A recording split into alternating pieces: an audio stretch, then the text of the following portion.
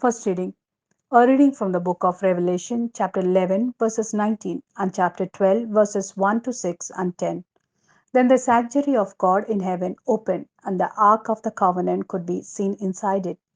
Then came flashes of lightning, peals of thunder, and an earthquake and violent hail. Now a great sign appeared in heaven, a woman robed with the sun, standing on the moon, and on her head a crown of 12 stars. She was pregnant and in labor, crying aloud in the pangs of childbirth. Then a second sign appeared in the sky.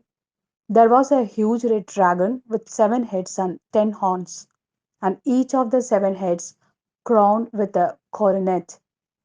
Its tail swept a third of the stars from the sky and hurled them to the ground. And the dragon stopped in front of the woman as she was at the point of giving birth, so that it could eat the child as soon as it was born. The woman was delivered of a boy, the son who was to rule all the nations with an iron scepter. And the child was taken straight up to the God and to his throne. While the woman escaped into the desert, where God had prepared a place for her to be looked after for 1260 days. Then I heard a voice shout from heaven, "Salvation and power and empire forever have been owned by our God, and all authority for his Christ, now that the accuser who accused our brothers day and night before our God has been brought down." This is the word of Lord. Thanks be to God. Second reading. A reading from the first letter of St. Paul to the Corinthians, chapter 15, verses 20 to 26. In fact, however, Christ has been raised from the dead as the first fruits of all who have fallen asleep. As it was by one man that death came, so through one man has come the resurrection of the dead. Just as all die in Adam, so in Christ all will be brought to life, but all of them in their proper order. Christ the first fruits, and next at his coming, those who belong to him. After that will come the end, when he will hand over the kingdom of God the Father, having abolished every principality, every ruling force and power. For he is to be king until he has made his enemies his footstool, and the last of the enemies to be done away with is death. For he has put all things under his feet. This is the word of Lord. Thanks be to God.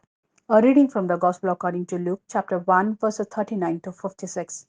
Mary set out at the time and went as quickly as she could into the hill country to a town in Judah. She went into Zechariah's house and greeted Elizabeth. Now it happened that as soon as Elizabeth heard Mary's greeting, the child leapt in her womb, and Elizabeth was filled with the Holy Spirit. She gave a loud cry and said, "Of all women, you are the most blessed, and blessed is the fruit of your womb. Why should I be honored with a visit from the mother of my Lord? Look, the moment your greeting reached my ears, the child in my womb leapt for joy. Yes, blessed is she who believes that the promise made her by the Lord would be fulfilled." And Mary said, "My soul proclaims the greatness of the Lord, and my spirit rejoices in God my Saviour, because he has looked upon the humiliation of his servant. Yes, from now onwards all generations will call me blessed. For the Almighty has done great things for me. Holy is his name, and his faithful love extends age after age to those who fear him. He has used the power of his arm. He has rooted the arrogant of heart. He has pulled down princes from their thrones and raised high the lowly. He has filled the starving with good things, sent the rich away empty.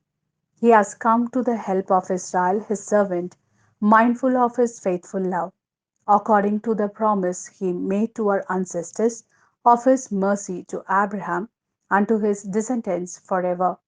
Mary stayed with her some 3 months and then went home.